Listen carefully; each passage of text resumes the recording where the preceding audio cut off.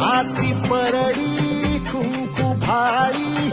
अंतरी तेवली ज्योती ग भंडाऱ्याची मुठ उधळली पाप जळली कोटी ग सेवेसाठी आलो दुरुनी तूच जीवाचा जीव स्वामी होऊ दे मंगल आई ग हाती परडी कुंकू भाळी अंतरी तेवली ज्योती ग भंडाऱ्याची मुठ उधळली पाप जळली कोटी ग